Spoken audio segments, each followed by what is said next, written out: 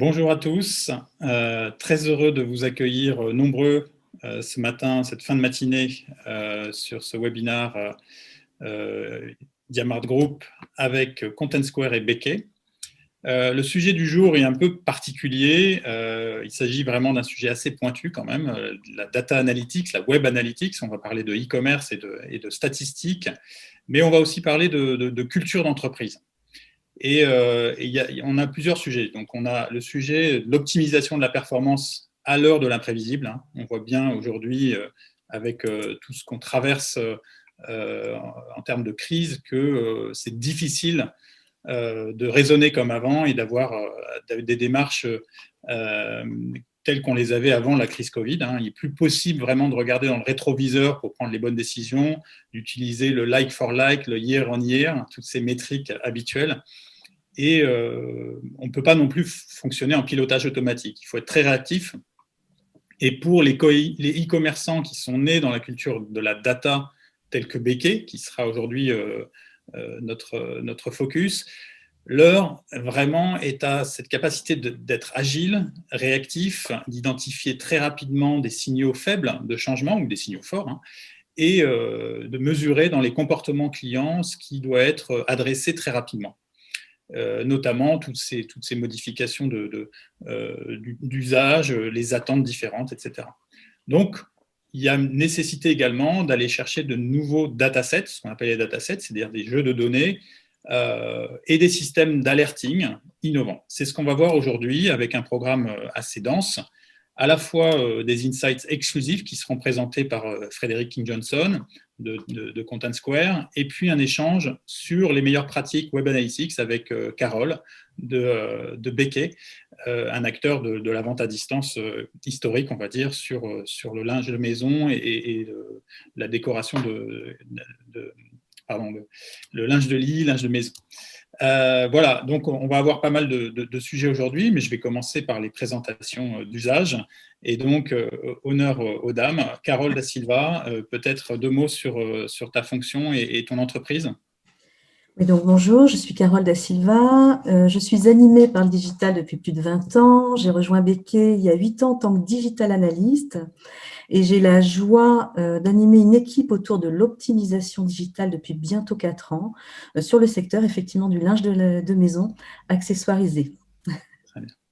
Et Frédéric King Johnson, qui dirige les ventes, le commerce chez Content Square.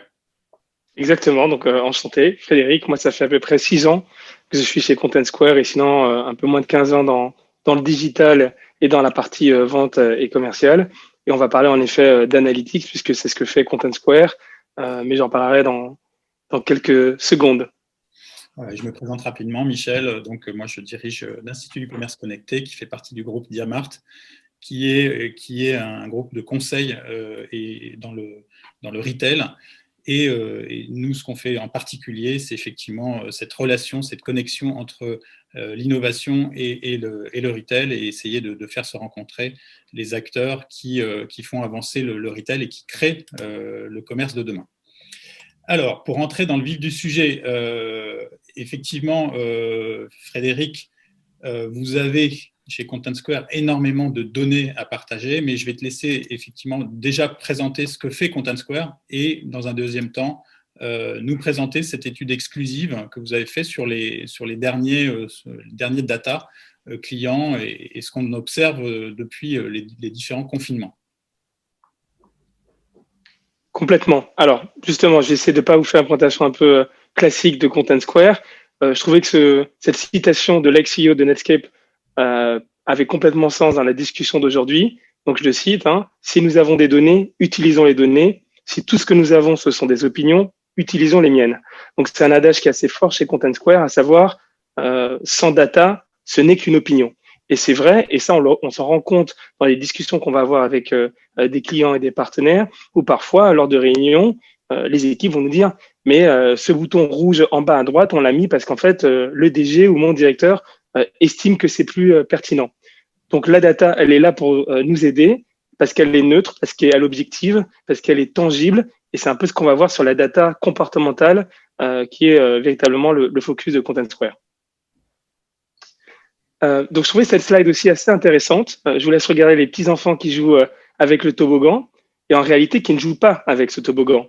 Donc ça, c'est ce concept de la théorie versus la réalité et c'est complètement vrai dans toutes les situations qu'on va rencontrer avec l'ensemble de nos clients, à savoir, je crée un site, je crée des parcours, je crée une expérience basée sur mon expertise, basée sur une agence UX, basée sur de la donnée aussi ou des panels utilisateurs. Mais la réalité, c'est que le comportement des visiteurs, un peu comme les petits-enfants ici, il est souvent très différent. Donc, on dessine ce parcours et malheureusement, pour tout un tas d'autres raisons, les visiteurs vont interagir différemment avec les interfaces dont vous disposez, que ce soit le web, le mobile ou les applications. Et il y a du coup un gap, un vrai fossé entre ce parcours théorique et ce parcours réel. Tout l'objectif du positionnement de Content Square, c'est de comprendre ce gap et puis surtout de comprendre l'impact, notamment économique ou business, de ce que vous perdez parce que il y a cette différence entre le parcours théorique que vous avez imaginé et la réalité du parcours client. J'ai beaucoup ri avec cette animation parce que j'ai pensé aux parents qui doivent qui doivent racheter des pulls et des pantalons. J'ai ma fille de 4 ans, elle est un peu comme ses enfants de temps en temps. La théorie versus la réalité, il y a des choses qu'on imagine et en termes d'usabilité, on parle d'UX, parfois le client prend d'autres parcours. Il y a de très nombreux exemples comme ça de chemins qui sont des chemins plus logiques que finalement prennent les usagers. Donc, le message là, c'est observer la réalité des comportements plutôt que de se les imaginer. Exactement. Et pour ça, il faut avoir la bonne data. Donc, on vient sur cette data et c'est vraiment le positionnement de Content Square. Aujourd'hui, sur des problématiques, on va dire analytics et avec tout un tas d'outils, on ne voit qu'une partie de l'iceberg. Donc, l'animation que vous voyez là, enfin, l'animation à l'image montre cet iceberg avec une partie qui est uniquement visible. Et derrière, il y a aussi toute une partie, et c'est 95%, c'est une réalité, c'est 95% des interactions d'un internaute s'effectuent avant le clic. Or, le clic, c'est un event dans la partie data analytics qui est traqué par des plans de marquage, mais ce n'est pas l'ensemble du comportement. On va scroller une page, on va passer du temps sur des visuels, sur des contenus, sur du texte, on va survoler des zones, et tout ça va nous amener à ensuite interagir et à cliquer. Le clic, en fait, c'est l'action finale, ou de temps en temps, le clic n'en fait pas que la réalité. On peut cliquer sur un pictogramme qui n'est pas cliquable parce qu'on est frustré, parce qu'il donne l'impression d'être cliqué. Donc, si on n'a pas marqué cet élément-là qui est un pictogramme non cliquable, parce que de base et de manière théorique, on imaginait que ce pictogramme n'était pas cliquable, on n'a pas l'information. Donc, le but de Content Square, notre positionnement, ce n'est pas de savoir qu'est-ce que les internautes font, où est-ce qu'ils cliquent. Ça, les analytics le font très bien. Ce n'est pas non plus d'être dans l'action et le test. Il y a des outils d'A/B testing qui le permettent. Nous, on est vraiment dans la compréhension du pourquoi. Pourquoi l'internaute clique sur ce bouton alors qu'il n'est pas cliquable? Pourquoi il s'excite sur une zone et il semble frustré parce qu'ensuite il part de cette zone? Et pourquoi est-ce qu'il y a des anomalies, des points de blocage? Quelles sont les explications derrière? Donc pour ça, il faut collecter des nouvelles données, des nouveaux KPI. On va le voir avec le cas de Becquet qui nous fait l'honneur de témoigner aujourd'hui, avec des problématiques autour de la culture de la data, mais aussi quelques exemples concrets d'applications. Donc, le positionnement de Content Square, tu peux passer au slide d'après peut-être, Michel, est assez simple. On est une société française qui existe depuis 2012, mais aujourd'hui, on est international. On a rapidement grandi de manière très humble. On est très content de faire partie aujourd'hui d'un acteur majeur, notamment du Next 40. On a levé à peu près 310 millions. Tout ça pour mettre toujours nos efforts dans la R&D, dans le produit, dans l'innovation. On a 170 personnes à la R&D et dans l'extension dans les nouveaux pays, puisqu'aujourd'hui, on est présent sur plusieurs continents avec à peu près 700 employés. Moi, je suis arrivé il y a 6 ans, j'étais numéro 21. Donc, ça a véritablement grandi très, très, très vite. Et ce qui est intéressant aujourd'hui, c'est qu'on collecte en effet tout un tas de data. Vous le voyez ici, 9 trillions d'interactions analysées chaque jour sur plus de 700 clients. Donc, ça nous permet d'avoir une bonne représentativité des questions, des problématiques et du comportement des utilisateurs. Et c'est grâce à ça qu'on a créé le Data Hub, où je vais vous parler un petit peu de ces données-là, qui nous permet de mieux comprendre véritablement les tendances du moment. Donc, ce Data Hub, c'est de données extraites de toutes ces données collectées par nos clients, à peu près 7 milliards de visites dans le monde sur plus de 650 clients. Alors justement, aujourd'hui, tu peux nous parler et nous donner des données exclusives et très récentes sur ce qui s'est passé en France sur Internet depuis janvier et jusqu'au 22 novembre, c'est-à-dire très récemment, hein, ce week-end. Donc, je vais te laisser nous dévoiler ces chiffres et peut-être les décrypter également. Oui, complètement. Donc, ce que vous voyez à l'écran, déjà, c'est l'ensemble du trafic. Donc, c'est l'augmentation de trafic et les variations de trafic qu'on a pu avoir en comparant, pardon, le 22 novembre, donc sur la fin du graphique, et tout au début, le 6 janvier. On est sur l'ensemble des industries collectées. On fera un petit focus sur le retail juste après, et sur les interfaces desktop et mobile. On élimine ici les applications. Donc, ce qu'on voit, c'est l'ensemble du trafic avec les différentes variations.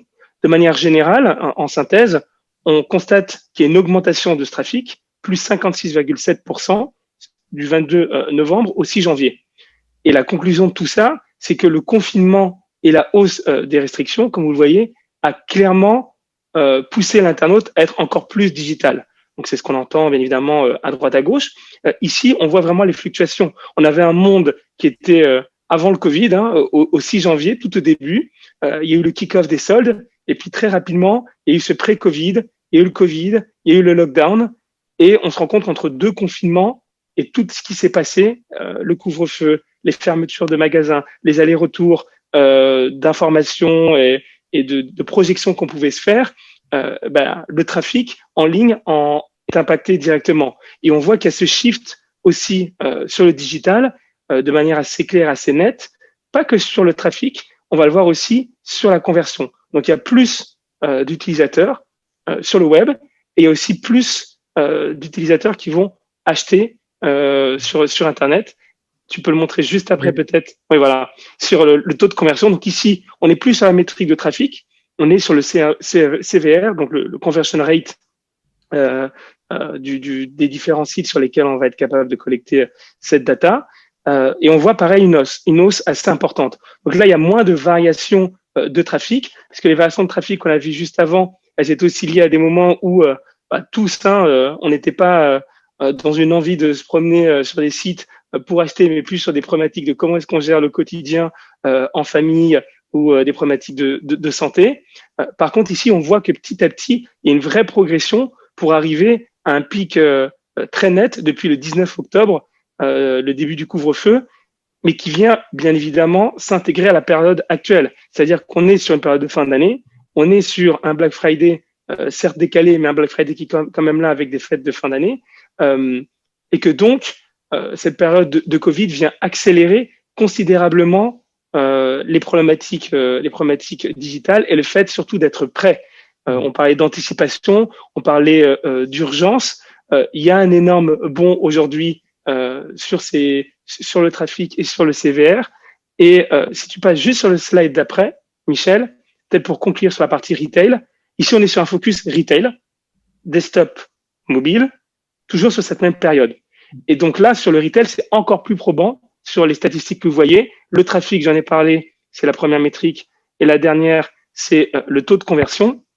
Il y a un énorme bond du trafic, plus 139%. Un énorme bond du taux de conversion encore plus important sur la moyenne qui était plus aux alentours, comme on l'a vu tout à l'heure, de 56%. Et ce contexte, c'est que le deuxième confinement, les fêtes qui arrivent, les soldes, le Black Friday, le pic des ventes vient augmenter du coup le besoin des internautes et le besoin des utilisateurs de manière générale d'être présents sur le digital et d'acheter.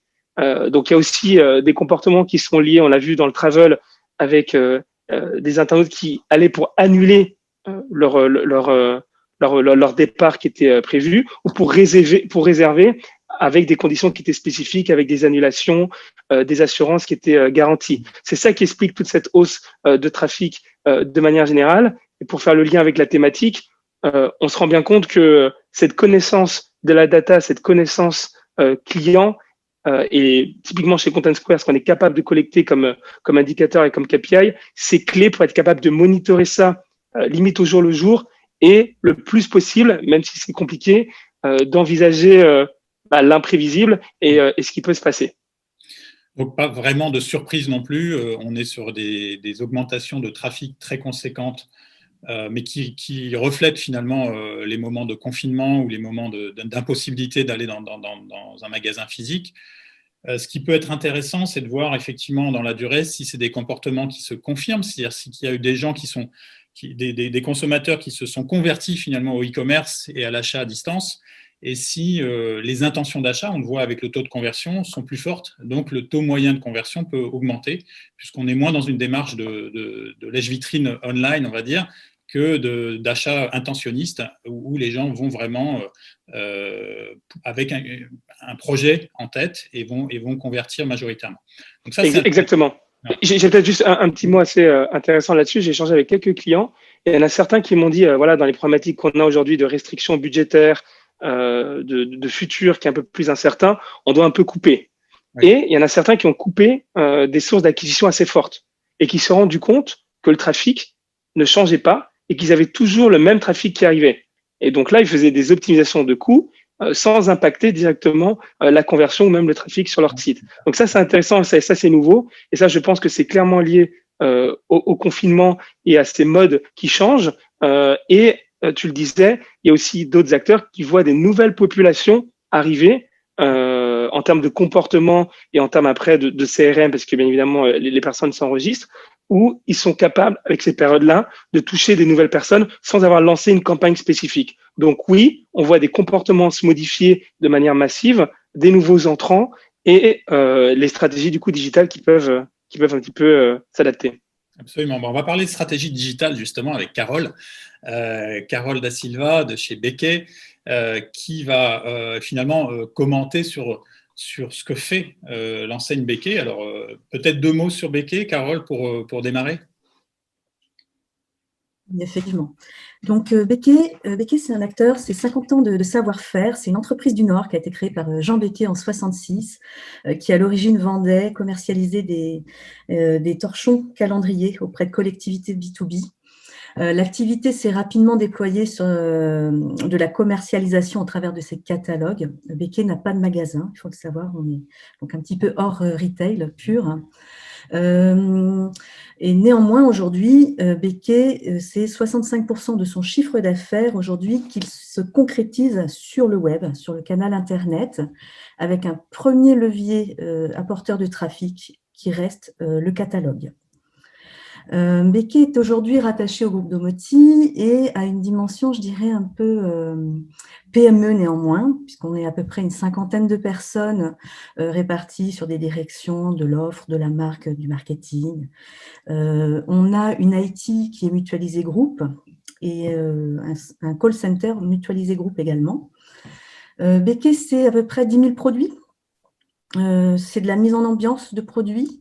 C'est de la créativité. On a vraiment cette valeur forte de créativité et de produits exclusifs qui sont animés au travers de collections, d'univers, de styles autour de la nature, autour de l'évasion, autour du motif, du graphisme.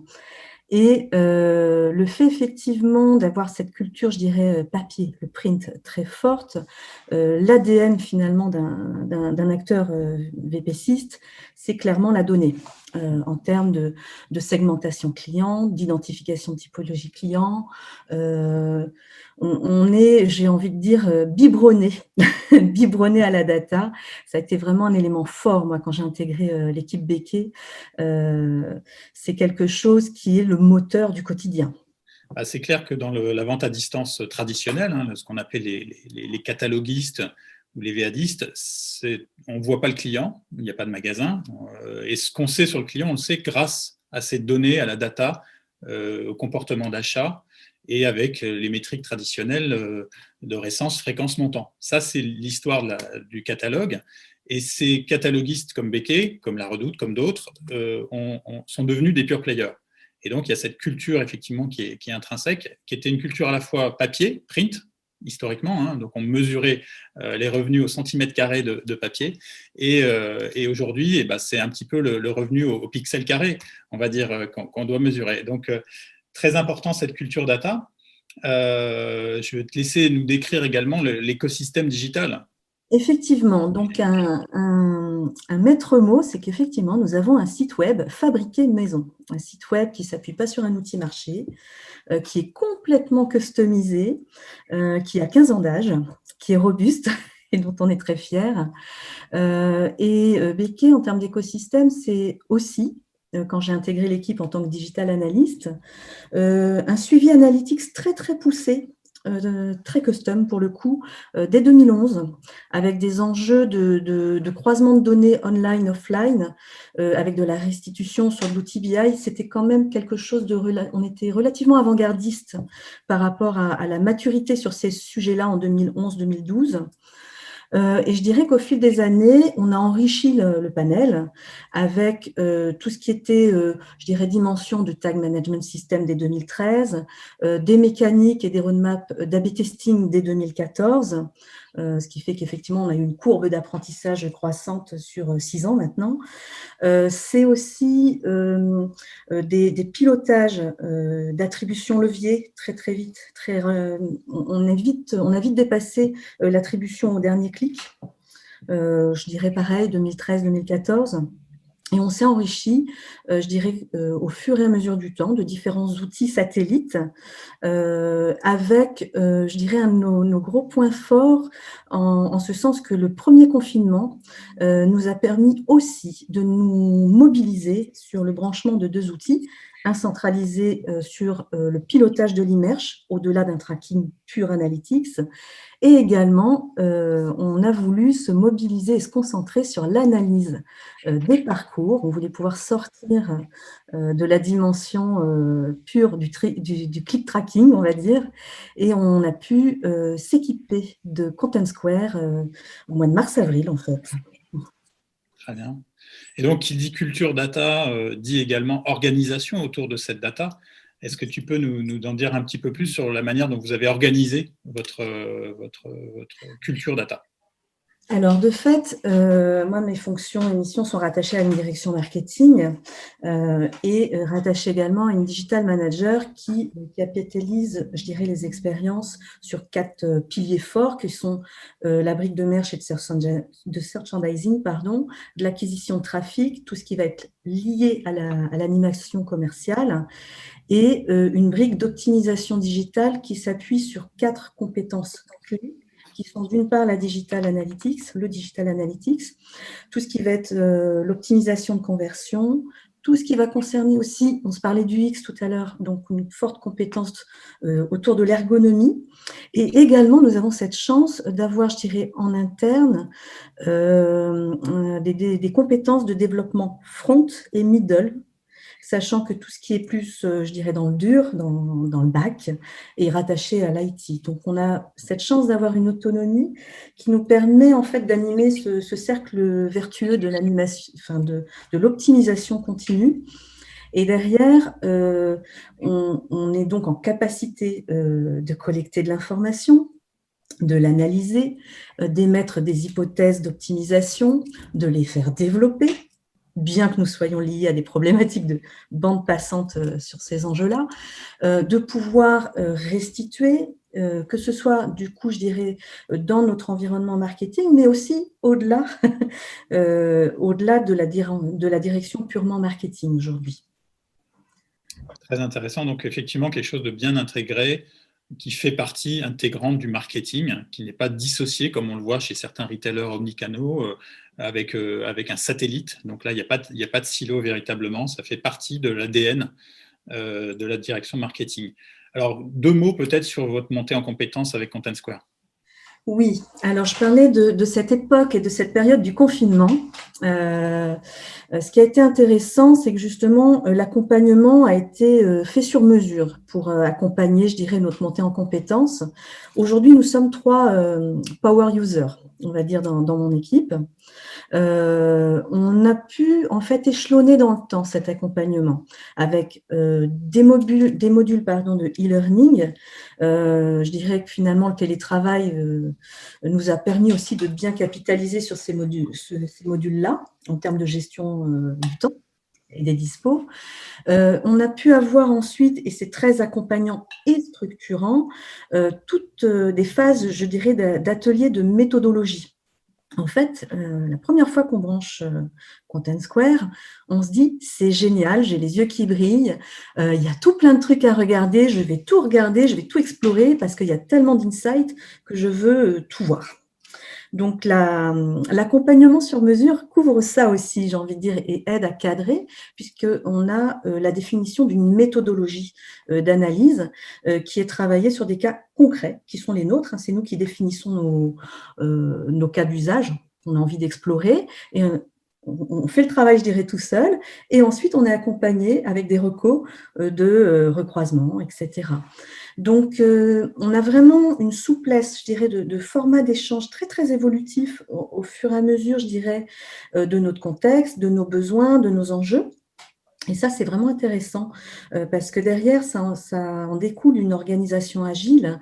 On a pu travailler rapidement sur les mises en place je dirais, d'instances qu'on a appelées des comités d'optimisation. Je dirais qu'on décale un petit peu aujourd'hui lié au contexte juste du reconfinement, mais néanmoins, ça n'empêche pas, on s'adapte. Du coup, on capitalise sur d'autres instances, d'autres formats. On travaille également tout ce qui va être, je dirais, optimisation en format tripartite, parce qu'on se parlait d'A/B testing tout à l'heure. Donc, on est vraiment en mode d'échange, de croisement de compétences et d'accompagnement pour en fait porter l'optimisation vers le haut. Alors Je ça, me c'est… permets peut-être, je voulais peut-être compléter une partie. Merci Carole, encore une fois pour ton témoignage, parce que je l'ai pas précisé, mais c'est vraiment super de pouvoir bosser ensemble et de pouvoir témoigner aujourd'hui. Et un petit mot sur ce qu'on se dit là sur la partie culture de la data. Le premier point, c'est que avec Content Square comme d'autres outils, l'idée n'est pas d'être noyé, je pense, sous cette data.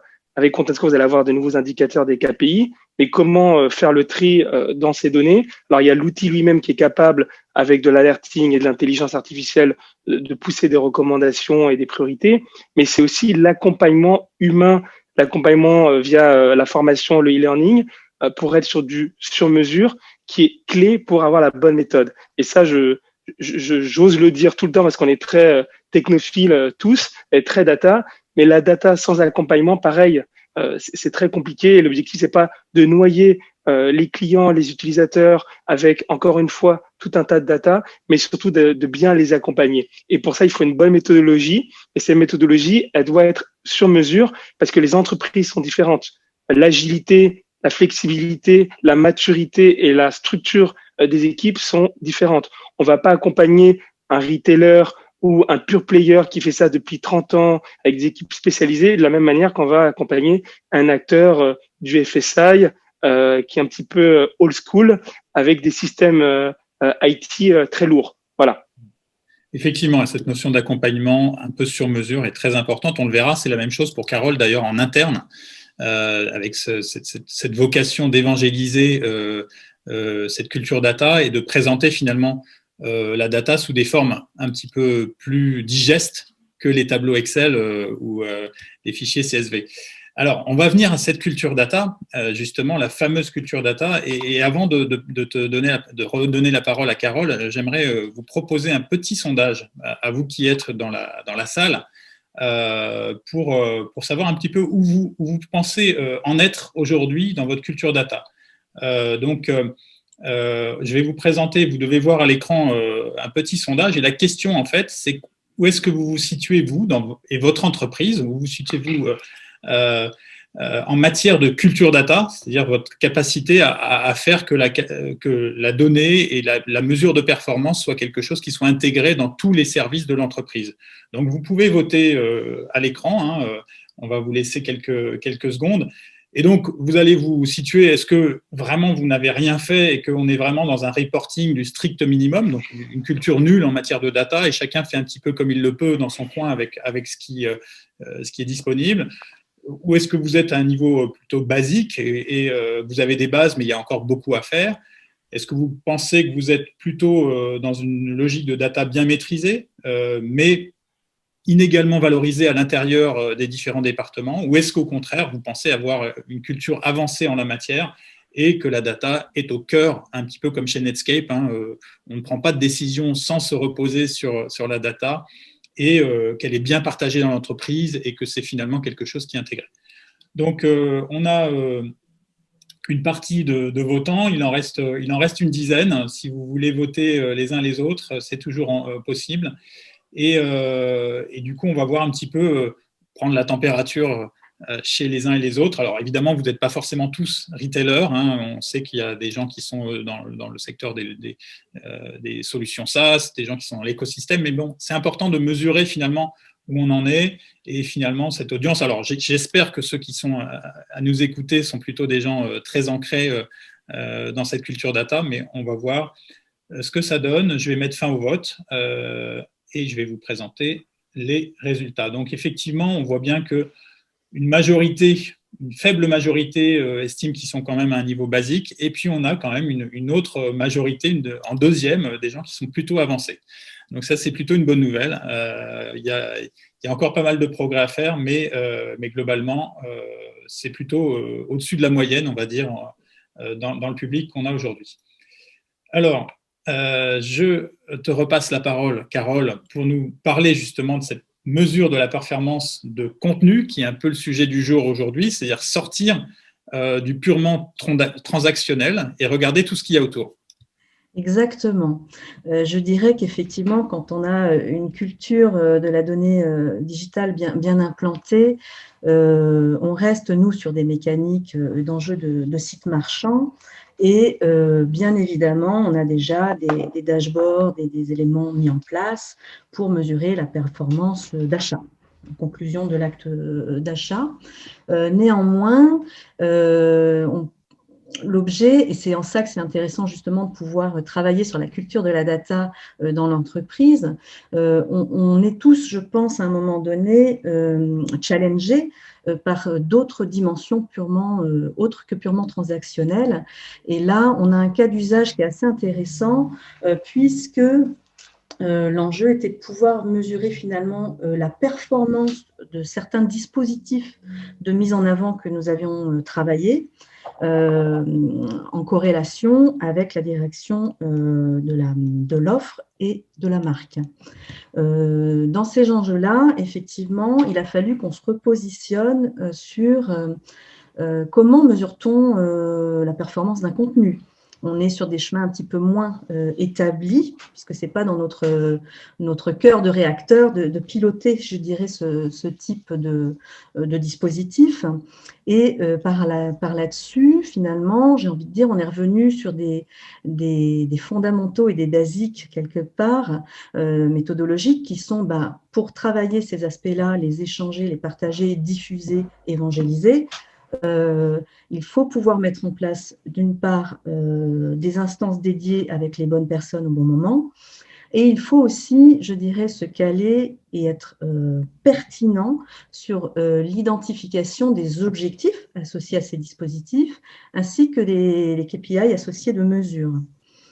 Par rapport à ça, là, nous avions du coup pu échanger et travailler sur de nouveaux KPI de performance autres que ce qu'on appelle classiquement le taux de conversion de commande.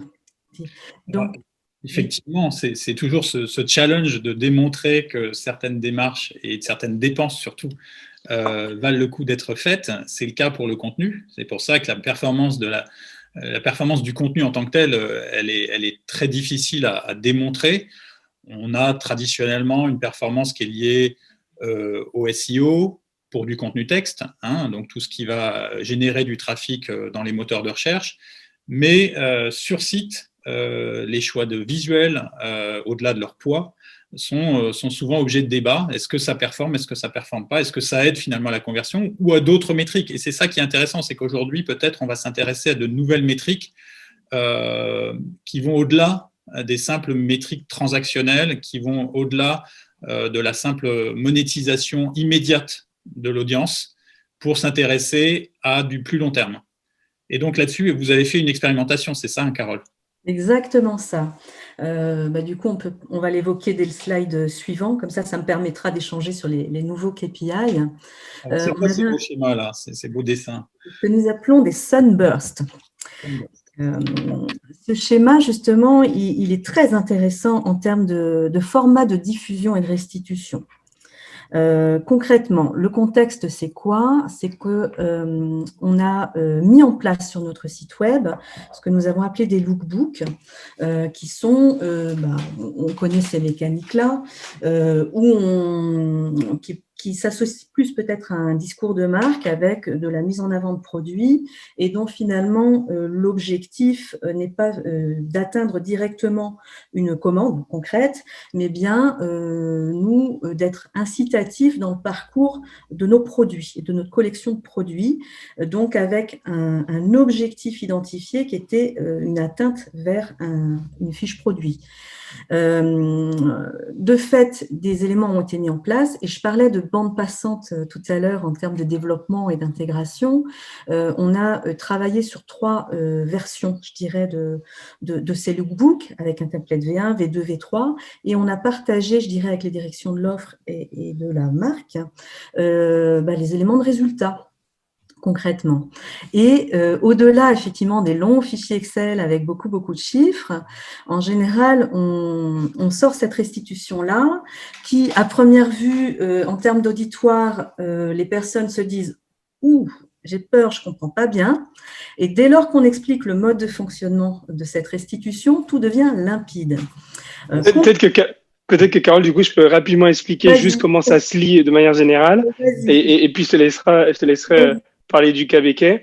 Donc, très simplement, l'outil, en fait, va catégoriser des pages, d'accord? Donc, c'est en fait toute la légende que vous voyez sur la gauche avec le code couleur. Donc, une couleur, c'est une page ou un groupe de pages. Et ensuite, comment lire les graphiques? Vous avez des cercles. Le premier cercle, c'est le début de la visite. Donc, en fait, ça se lit de l'intérieur vers l'extérieur. Le deuxième cercle, c'est la deuxième étape de la visite. Troisième cercle, troisième étape. Donc, ça permet tout simplement de voir quel est le comportement et le parcours des internautes d'une étape aux autres. Et bien évidemment, on voit bien que le parcours, tout s'entend, est assez chaotique et notamment de voir si c'est un bon parcours, un mauvais parcours et de bien comprendre les allers-retours. C'est surtout ça entre les différentes étapes sans avoir en effet à configurer tout un tas de choses de manière complexe avec une data visualisation qui est destinée à l'ensemble des équipes, pas que à des experts de la data. C'est exactement ça. Et c'est vrai que dès lors qu'on a explicité ce principe, sur ce cas d'usage, notamment, on voit des sunbursts très différents du coup dans la restitution, puisque finalement sur la conclusion, sur le template V1 que vous pouvez voir, vous voyez beaucoup de violets. Qu'est-ce que ça veut dire ce beaucoup de violets? Ce sont les pages lookbook et en fait ça veut dire que quand j'arrive sur une page lookbook, je navigue beaucoup à l'intérieur de ce lookbook. C'est tout l'enchaînement de violets qu'on peut voir. Sur la page, enfin sur la capture à côté, on a quelque chose de beaucoup plus éclaté, je dirais, en termes de comportement de parcours de visite. Néanmoins, on voit que lorsqu'on arrive via le cercle rose, donc sur un lookbook, assez rapidement derrière, je vais vers le vert qui est nos fiches produits. Je rappelle l'objectif d'atteinte de fiches produits que j'évoquais tout à l'heure, et je dirais que de façon finalement très synthétique, très claire, on a pu visualiser, identifier que finalement ce deuxième template avait 7 points de plus de taux d'atteinte de la fiche produit que la V1. Donc, ça a permis de se dire, en termes de prise de décision facilitée, le rendu des parcours et des résultats attendus est matérialisé de façon très synthétique et ça oriente tout de suite une décision, je dirais, collective, à partir du moment où on est bien en phase et aligné sur l'objectif préétabli, pour se dire, capitalisons sur tel template.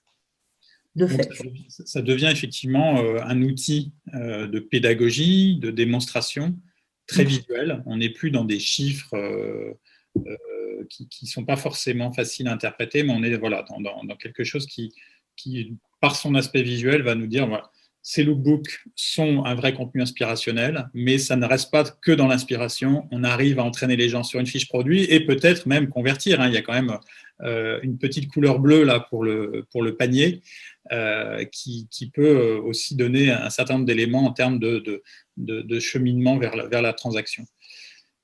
Très intéressant. Alors, d'autres data visualisations, le zoning, par exemple, on en a parlé. Ça, c'est passionnant, le zoning. Ça, c'est passionnant. Et de fait, là, on est sur une autre mécanique que nous appelons en interne les modes grid, qui remplissent aussi, je dirais, des objectifs différents de mise en avant. Soit pour vendre de l'ambiance, c'est-à-dire être plus sur un objectif, le fait de dégager de l'inspiration va intéresser l'internaute et l'inciter à parcourir et continuer sa visite. On a plusieurs types, plusieurs natures d'objectifs identifiés. Et ce qui va être intéressant, c'est que là, typiquement, on compose, on conjugue et on travaille avec de nouveaux KPI que j'évoquais tout à l'heure. Sur le cas du mobile complètement à gauche, on va se parler de taux d'attractivité. Ça, c'est clairement intéressant puisque qu'est-ce que ça veut dire et qu'est-ce que ça traduit? C'est dès lors que finalement j'ai scrollé, j'ai parcouru, je suis descendue dans la page. Et de fait, je vois que j'ai ma zone là, à 77%, qui a été exposée et elle a été cliquée. Donc, on voit bien ici que de façon rapide, on a une restitution très parlante en termes d'attractivité sur cet élément de page. On voit qu'il y a une forte concentration de l'attractivité qui s'opère, qui n'est pas anodine. Hein, c'est là où tout l'intérêt des datasets qu'on va évoquer tout à l'heure, mais de dire, tiens, il y a un taux d'attractivité, il ne faudra pas limiter l'analyse de ce résultat uniquement au fait que ce soit placé à cet emplacement justement de la page. On est bien ici, nous, sur un élément produit qui a très bien fonctionné à ce moment-là de la saison. Donc, on a quand même une corrélation à établir. Néanmoins, aujourd'hui, on pilote de plus en plus de choses en termes de taux d'attractivité. Ça nous aide à ajuster un certain nombre d'éléments d'un point de vue pure ergonomie web, en fonction de nos différents zonings et templates. On travaille également sur des notions de taux d'engagement qui est un peu plus puissant, je dirais encore que le taux d'attractivité, parce qu'il va vraiment capter le fait que ça soit exposé, affiché, je dirais, qu'il y a eu des phénomènes de souris, de survol, etc. Et derrière, est-ce que, du coup, je continue, je continue et j'y vais. Et je suis donc engagée profondément dans cette visite. Donc, du coup, c'est vrai que c'est des choses qu'on partage également aujourd'hui. En plus, on voit qu'on a ces notions de zone chaude, zone froide, qui sont aussi un élément important d'accompagnement dans la compréhension des chiffres.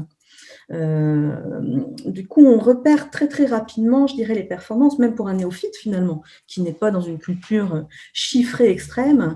Voilà, il y a un taux d'engagement, j'ai un format de mise en avant à 10% là, ça peut être intéressant. Là, on est sur un zoom mise en avant des matières, qui est un plus produit chez Becquet. Et on voit, pour rester, je dirais, et pour rattraper aussi une dimension business, parce qu'on reste dans un écosystème business, hein, néanmoins, il y a une métrique qui est très intéressante à exploiter, qu'on appelle le taux de conversion par clic, qui est vraiment là pour le coup, j'ai été exposée à la zone, et c'est vraiment une notion, je dirais, de contribution à la conversion qu'on veut atteindre. D'accord? Donc, cette conversion, quand on met taux de conversion par clic, il faut être attentif au fait que, en l'occurrence, dans ce contexte-là, on ne se parle pas d'atteindre la commande. On est là encore sur un objectif de conversion qui est l'atteinte vers la fiche produit. Et on voit que le dispositif en taux de conversion par clic, en termes de contribution finalement à cette atteinte d'objectif, on a quand même un beau 99,6% sur l'encart poésie décorative. Donc, on peut estimer que ce dispositif a fait le job qu'on lui a attribué. Donc, oui, donc on arrive finalement à des mesures de performance qui sortent un petit peu des traditionnels, des standards de Google Analytics, qui sont essentiellement liés au clic et à la visite, à l'exposition et au clic. Là, avec des notions de scrolling, que ce soit sur un support mobile, donc sur le comportement finalement de la souris ou du doigt sur le support, qui donnent des insights intéressants sur ce que j'ai fait en termes de lecture, en termes d'attention, en termes de préparation du clic. qui vont aller un petit peu au-delà des métriques assez froides finalement. Là, on est sur du comportemental, comme si on pouvait mesurer, on pouvait filmer ce que les gens font sur leur écran. Ce que je n'ai pas forcément précisé pour le coup, et la force, je dirais, de s'appuyer sur ces métriques aujourd'hui, c'est que là-dessus, j'ai 0 tracking supplémentaire qui a été mis en place. Je veux dire, effectivement, on est sur quelque chose où je n'ai pas sollicité toute la ressource IT ou développement, et relativement rapidement, finalement, j'obtiens des nouveaux KPI qui sont vraiment pertinents et filtrés au plus près, soit d'un device ou d'une zone, d'un élément pur, quel qu'il soit, quel que soit le degré de précision finalement de cette zone, de façon très simplifiée. Je complète en effet, merci de préciser cela, Carole, et sans être technique, mais c'est vrai que notre solution, la technologie Content Square, c'est un JavaScript, Ning JavaScript, qui va vous permettre de tout récolter en termes de data sans aucune configuration en termes de plan de marquage. Donc ici, le premier avantage, c'est d'être capable de découper zone par zone, bloc par bloc, chaque élément au niveau le plus précis possible, et pas forcément des éléments qui sont cliquables. On voit au niveau de la div, en fait, techniquement, tous les éléments qui apparaissent sur une page avec le même fond HTML et les visuels. Donc, c'est très simple à lire. En quelques clics, la page se découpe et on peut appliquer ensuite l'ensemble des indicateurs. Et l'autre force de la technologie, au-delà de ce découpage et de cette data vise, encore une fois, accessible à tous, c'est, comme on l'a bien dit, les nouveaux KPI pour aller au-delà de « OK, cette zone, elle est vue, elle est chaude, il y a peu de clics ou il y a des clics. Bon, qu'est-ce qui se passe réellement ?» et de répondre véritablement aux enjeux qui sont des sous-enjeux en fait du taux de conversion pur, e-commerce et commandes, pour comprendre si l'engagement, les interactions, l'inspiration, qui est l'objectif aussi du site, fait sens, et si tout ça mis ensemble va aider à plus de conversion in fine. Exactement. Alors, on va évoquer ces nouveaux KPI et ces nouveaux outils de mesure, mais avant de passer à ce sujet sur les datasets, un nouveau petit sondage pour notre auditoire, pour savoir un petit peu ce que vous utilisez, parce qu'on a vu effectivement avec Carole un certain nombre de KPI intéressants, taux de clic, taux de conversion, tout ça c'est traditionnel. Mais ce que j'aimerais poser comme question à tous ceux qui nous écoutent, c'est, et là vous pouvez choisir plusieurs options, hein, c'est parmi la liste, là, on en a cité que 6, quels sont les indicateurs e-commerce que vous utilisez au quotidien ? Vraiment tous les jours. Est-ce qu'il y a justement dans ces taux d'engagement, d'attractivité, ces nouveaux KPIs, est-ce que c'est quelque chose que certains d'entre vous ont déjà utilisé ou utilisent régulièrement? Voilà, vous pouvez donc voter. Évidemment, Carole, là-dessus, en termes de dataset, pendant que les gens votent, je vais peut-être te laisser évoquer ce que vous faites comme nouveau dataset. Absolument. Je reviens toujours sur mes basiques. Les basiques restent toujours importants. Un fondamental, c'est pouvoir sortir de la vision purement site-centric, quel que soit finalement dans l'analyse ou le périmètre qu'on veut couvrir. J'aime souvent partager cette expérience où on était un petit peu moins mature en termes de stratégie d'A/B testing. On avait mis en place un test A/B très concret qui en fait était une mise en avant particulière pour pousser, je dirais, de la remise marketing, un code avantage. Et en termes de résultats de test A/B, clairement, on a été sur un résultat qui a cartonné. On s'est dit, là, on tient une pépite, on y va, on l'extrapole, j'ai envie de dire, on est les champions, tout va bien, etc. Néanmoins, stop, attention, on se pose 2 minutes, on se pose les bonnes questions et on ne se cantonne pas à regarder purement et simplement les résultats délivrés par l'outil, soit d'A/B testing, soit d'analytics. Il est vraiment très, très important de garder en tête, de recroiser les informations avec d'autres éléments. Là, en théorie, sur ce cas d'usage, on s'est aperçu que cette variation gagnante avait des impacts au final de la chaîne sur des notions de marge, par exemple. Donc, il est très, très important quand on se dit des nouveaux datasets, déjà, j'ai envie de dire, restons l'esprit ouvert. et ne restons pas cantonnés sur le pur filtre et le pur périmètre de ce que je suis en train d'analyser. Ouvrons les œillères, c'est le premier point. Apparaître comme une variation gagnante, finalement, va détruire la marge ou va nuire à d'autres paramètres pas forcément mesurés. Tout à fait.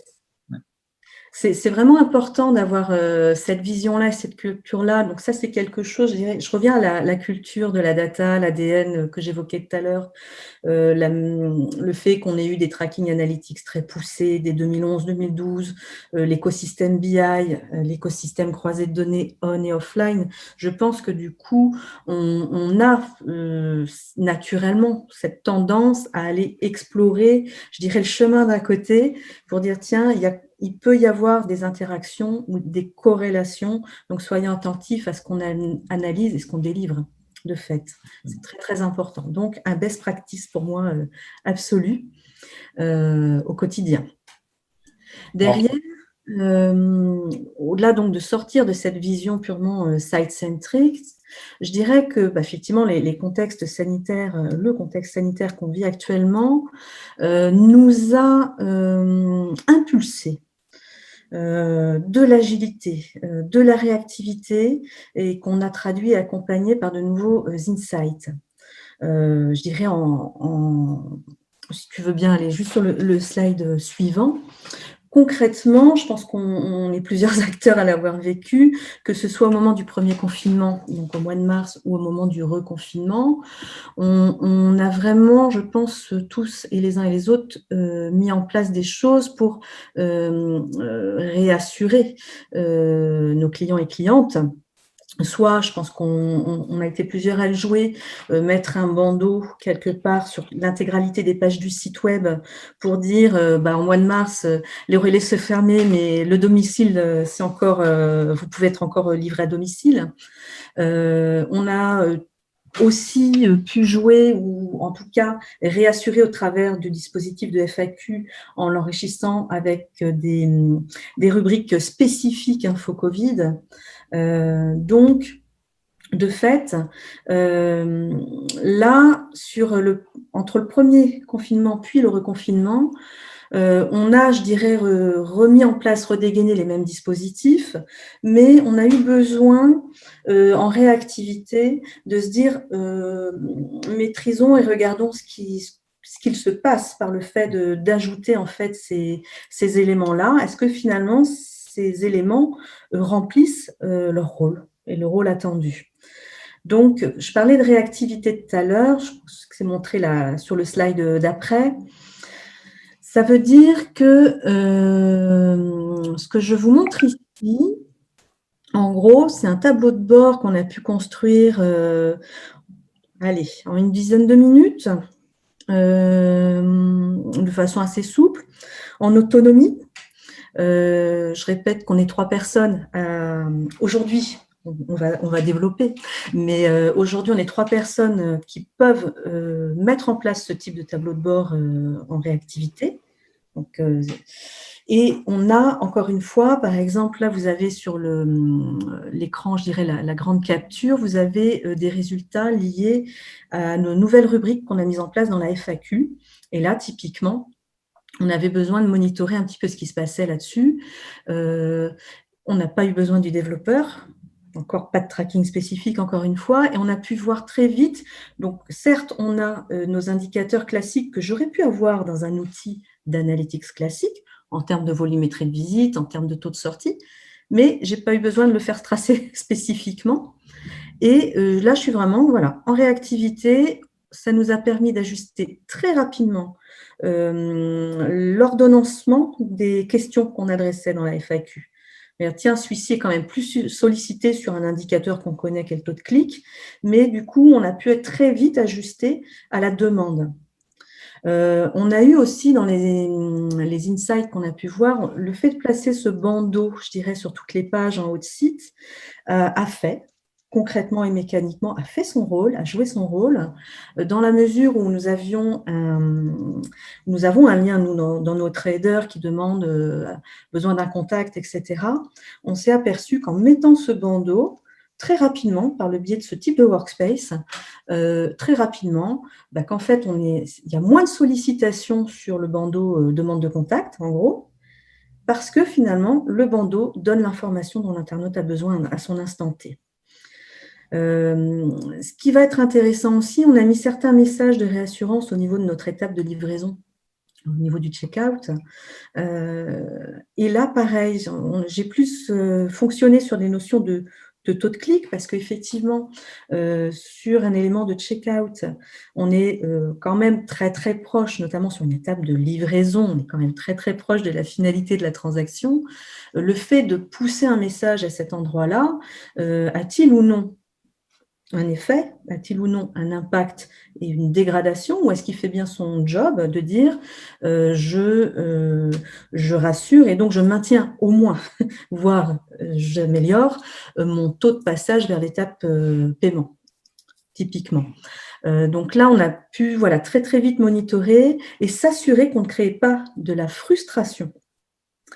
Frédéric évoquait tout à l'heure la récurrence des clics, qui est un élément qu'on suit également, qui est vraiment l'élément qu'on a mis en réassurance sur l'étape de la livraison, n'est pas cliquable. C'est un bandeau, on a beau cliquer dessus, il ne se passe rien, c'est bien à des fins informationnelles.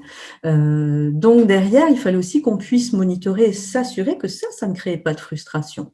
Donc là, la récurrence de clics est notre indicateur clé pour le mesurer. Très bien. Donc, effectivement, des notions assez fines de que font les gens derrière leur écran, quel que soit l'écran.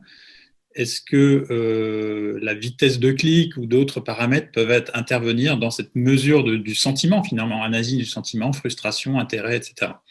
Et une chose intéressante que tu viens de dire, effectivement, tous ces messages de réassurance dans un contexte de sanitaire difficile, de stress par rapport à sa livraison de commandes, aux mesures de sanitaires, de distanciation, etc. On le voit un peu partout. C'est vraiment un gros stress. Est-ce que je vais recevoir ma commande? Est-ce qu'elle est bien partie? Est-ce que je peux être livré dans tel délai, etc. Et finalement, c'est des choses qui vont éviter aux gens de décrocher leur téléphone et d'appeler. Parce que, et quand le web joue ce rôle-là, finalement, il a une mission aussi d'optimisation des coûts, optimisation du service, parce que cette notion d'information qui ne va pas être nuisible finalement à la transformation, parce que c'est aussi ça que tu mesures, va aider. Donc c'est intéressant de voir que là, on est vraiment dans du contenu à valeur ajoutée, je dirais, service et fidélisation et réassurance qui n'est pas en contradiction avec les objectifs marchands du site.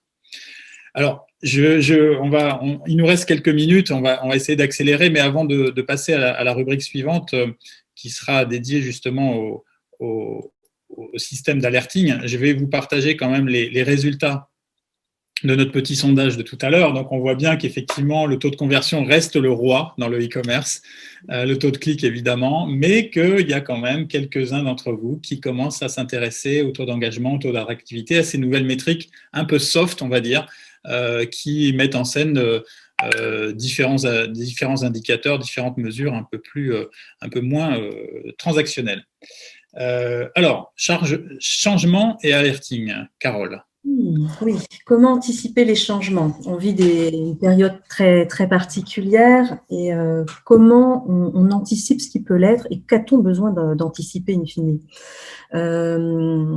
Aujourd'hui, on est clairement, c'est sur des enjeux de pouvoir piloter finement tous les points clés et les points de friction éventuels d'un parcours d'achat. Ça, c'est le premier élément.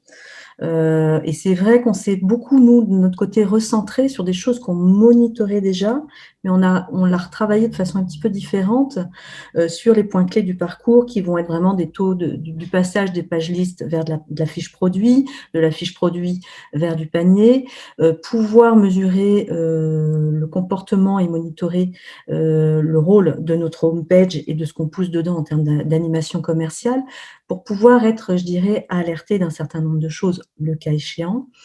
Et donc, de fait, on a aussi travaillé sur 2 formats, du coup, pour ces sujets-là. On s'est mobilisé encore une fois, autour d'un workspace dédié dans Content Square. Donc, je rappelle, allez, là, comme il y avait plusieurs éléments à monitorer, on n'a peut-être pas mis 10 minutes, on a peut-être mis 20. Allez, on va être large parce qu'on a des modules de duplication, etc. Et là, ce qui était intéressant en tous les cas, c'est de pouvoir suivre les évolutions par rapport à une période qu'on définit, avec en plus des éléments très importants et intéressants. Je rappelle les notions de device. Par exemple, aujourd'hui, nous, on va être très sensible au monitoring de ce qui se passe notamment sur le mobile, qui représente 50% à peu près aujourd'hui de notre trafic. Et là, ce qui est très intéressant finalement via l'approche Workspace Content Square, au-delà des pages clés du parcours d'achat, on a travaillé sur ce que j'ai appelé le taux d'activité, qui est au centre là à peu près de la première ligne, que j'ai appelé la taux d'activité liste. Le taux d'activité, c'est quoi? C'est un peu l'équivalent du taux de réactivité sur l'email, on va le dire comme ça. Effectivement, c'est un délai moyen, c'est une variable de temps à partir du moment où il y a eu une page affichée et ou scrollée et où il y a eu un événement de survol. Une interaction, quelle qu'elle soit, en tous les cas, avec cette nature de page. Et ça nous donne ce taux d'activité qui est un peu, pour moi, du coup, le poumon, le poumon de l'activité de cette nature de page. Et on s'est dit que c'était intéressant et pertinent, du coup, de le monitorer, d'une part, parce qu'on va pouvoir être fin, je dirais, sur est-ce que j'ai quelque chose, une dégradation sur un élément de mon parcours d'achat? Oui, non. Et si j'en ai une, je pose directement une alerte spécifique qui est matérialisée ici sur la capture à droite. Je crée une alerte spécifique qui va me faire ma brique automatisée d'alerte sur base, je dirais, d'IA. Qui est inhérente, qui est proposée dans la plateforme Content Square. En gros, là, qu'est-ce que je vais lui dire? Je vais lui dire, écoute, tu m'observes ce qui se passe au niveau du taux d'activité de la page liste et tu m'envoies une alerte si jamais tu détectes que dans les écarts types, en gros, il y a une variation moyenne par rapport à ce que tu observes habituellement. Je pense que Frédéric pourra mieux expliquer la partie ou la dimension IA, mais cette notion d'alerting, elle est importante à anticiper un peu parce que l'IA se nourrit du comportement et de la data qu'il engrange en fil de l'eau. Donc, si je crée mon alerte hier et que, imaginons que mon site tombe en carafe et que j'ai ma page liste qui est down, je n'aurai pas l'alerting aujourd'hui parce que l'IA n'a pas encore pu être alimentée suffisamment, par exemple. Tu veux compléter, Frédéric? Non, mais je pense que c'est clair. On verra s'il y a des questions sur la fin. Mais au-delà de l'alerting, que j'appellerais alerting intelligent, parce que le problème, c'est que si on met la mauvaise configuration, on est pollué d'emails qui sont très inutiles sur les différentes variations et les écarts sur les indicateurs qui ont été indiqués. Donc ça, c'est un premier point important sur lesquels il faut qu'on accompagne encore une fois, et la méthode Content Square plus l'expertise, en l'occurrence ici de Becquet, fait sens pour s'asseoir et se dire qu'est-ce qu'on veut mesurer et comment, pour ne pas recevoir, on voit une notification ici là typiquement d'une alerte, sinon on est pollué d'alertes tous les jours. Au-delà de cette partie alerting, ce que Content Square a déjà développé, qui est déjà arrivé, qui va continuer de s'améliorer, c'est des recommandations avec l'impact quantifié des problèmes, que ce soit des problématiques d'UX ou des problématiques très business, ou aussi des problématiques un peu IT, d'erreurs techniques, d'erreurs JS, d'erreurs API, pour se dire attention, il y a un problème technique, il y a une partie du site qui est down, il y a un temps de chargement qui est trop long, comparativement à d'habitude, et l'impact derrière est de temps estimé en projection.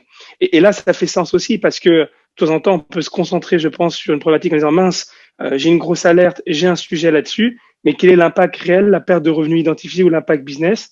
C'est encore ces sujets sur lesquels on continue de travailler et de sortir des nouvelles briques qui sont sortis récemment. Voilà. Donc, je pense que ça, c'est des choses sur lesquelles on va travailler ensemble, Carole, dans un futur très proche. Très certainement. Et je rebondis juste sur le côté polluant. Attention, effectivement, je suis tombée dans le piège au départ, évidemment. Sinon, c'est pas drôle. J'ai effectivement configuré une alerte manuelle. Je me suis dit, je veux piloter quelque chose très finement sur mon taux de transfo, hein, très clairement. Et là, on va dire effectivement que j'ai eu beaucoup d'emails. Donc, il faut un petit peu d'apprentissage, je dirais, pour bien fixer le curseur et la réglette. Mais néanmoins, ça m'a permis d'identifier, de travailler et de mûrir avec l'équipe, hein, évidemment, sur qu'est-ce qu'on pilote, de quoi a-t-on envie d'être alerté, in fine. Donc là, on a mis quelque chose en place sur l'atteinte de nos pages listes qu'on a centré, par exemple, sur les visites hors rebond. En fait, on a la possibilité de coupler directement nos segments d'analyse liés à des leviers de trafic ou autres dimensions de notre outil d'analytics directement sur Content Square. Du coup, on a encore un jeu de segmentation complémentaire pour affiner l'alerting qu'on souhaite mettre en place. Donc, on monitore ce type de choses et j'ai voulu aussi pouvoir mesurer le taux d'engagement. Je vous parlais de la réassurance tout à l'heure sur l'étape de livraison. J'ai tenu, pareil, à mettre une mesure de taux d'engagement sur le passage à l'étape paiement sur cette étape clé. Et du coup, s'il y a quelque chose, en tous les cas, qui est détecté comme alertant, je recevrai un mail en ce sens. Alors effectivement, là, on voit bien que tout ce système d'alerte est un petit peu nouveau. On connaissait des alertes sur les pages 404, enfin des erreurs, on va dire, système traditionnelles. Aujourd'hui, on va un petit peu au-delà en pouvant justement calibrer le niveau qui va déclencher une alerte sur tel ou tel sujet. Et puis, on raisonne aussi à l'aune de problèmes qu'on a rencontrés, qu'on a regardés a posteriori. Et donc, c'est une manière d'anticiper finalement le prévisible, hein, si on veut, ou l'imprévisible. Donc, c'est quoi les prochaines étapes ? Effectivement, on s'est beaucoup parlé d'imprévisible et cette période nous a mobilisés et nous a incité à la réactivité plus. Néanmoins, on a aussi du prévisible à anticiper avec des enjeux très forts, notamment sur le premier trimestre 2021, liés, je dirais, à la privacy et à la DSP2. Donc, ces enjeux forts, ce sont des enjeux réglementaires et légaux. Aujourd'hui, nous, on est vraiment en ordre de marche, je dirais, et mobilisé sur des stratégies d'A/B testing à venir très vite dans notre roadmap. Le premier étant de pouvoir collecter un maximum d'opt-in concrètement au niveau de la gestion des consentements de cookies et de monitorer ce qui va se passer avec l'authentification forte demandée dans le cadre des paiements par carte bancaire sur les sites web. Du coup, on va vraiment, ça c'est notre next step. Je vous parlais de comité tripartite tout à l'heure avec les enjeux des outils d'A/B testing. Donc, tous ces A/B tests qu'on va mener, nous allons pouvoir croiser les analyses et les résultats de notre outil d'A/B testing avec la dimension parcours de Content Square.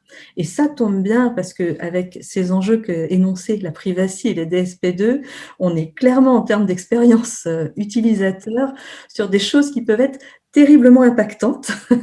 Donc, on est vraiment déjà centré sur le croisement de ces informations. On parlait de dataset tout à l'heure, croiser les différentes sources.